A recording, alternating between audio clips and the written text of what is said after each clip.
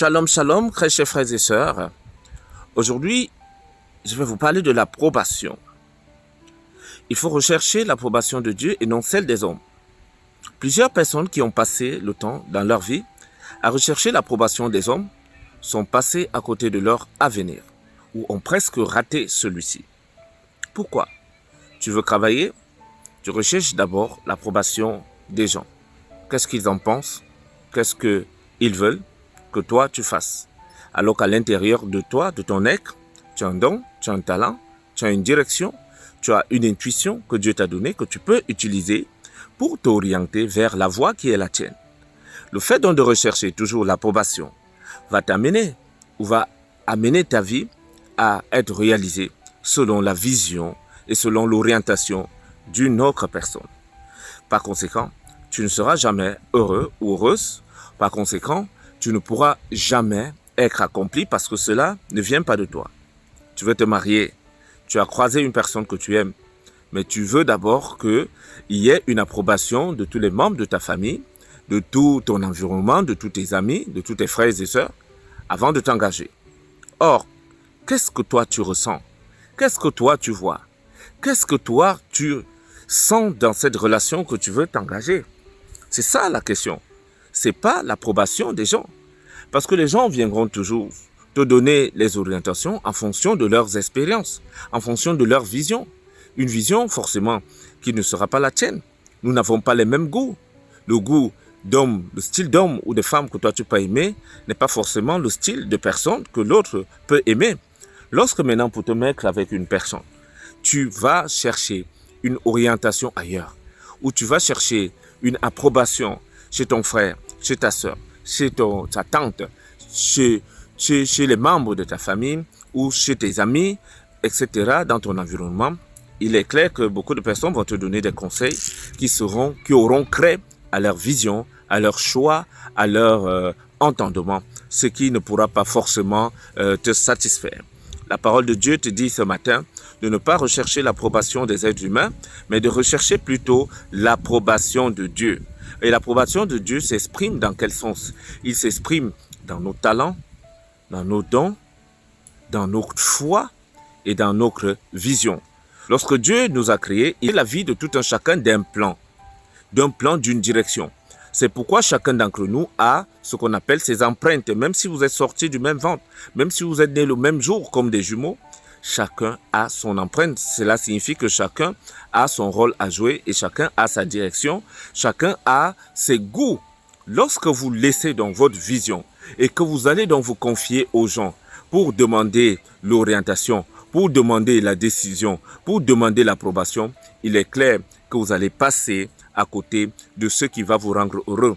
Plusieurs femmes sont malheureuses dans les foyers aujourd'hui parce qu'elles ont épousé des hommes qui étaient conseillés par leurs parents, par leurs amis, des hommes qui n'ont jamais été un choix qui venait de leur cœur.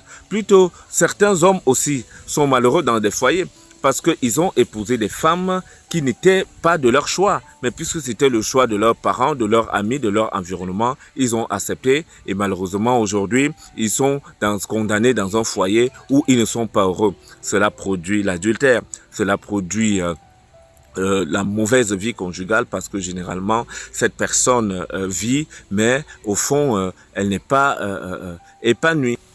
Il faut sortir de cette dépendance.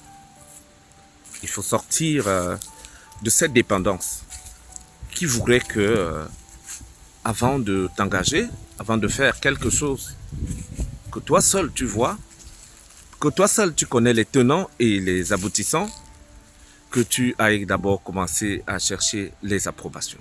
On rend les personnes dépendantes et au final, on a des personnes qui sont médiocres dans le milieu professionnel, qui sont médiocres dans la vie conjugale, qui sont médiocres dans tout ce qu'elles sont en train de vouloir faire. Le manque d'efficacité vient du fait qu'on est en train de forcer.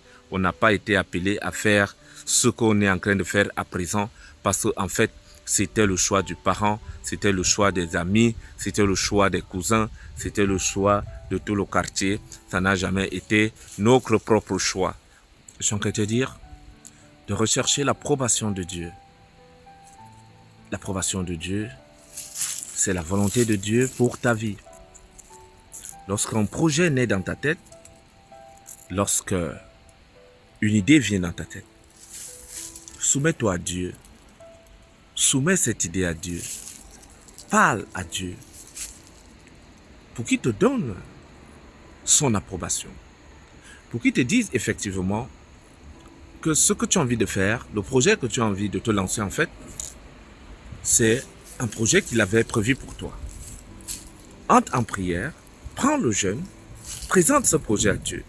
Si c'est un homme qui cogne à ta porte, si c'est une femme qui cogne à ta porte, avant de t'engager, présente cet homme à Dieu, à Dieu, présente cet homme à Dieu, présente cette femme à Dieu, il te donnera la réponse.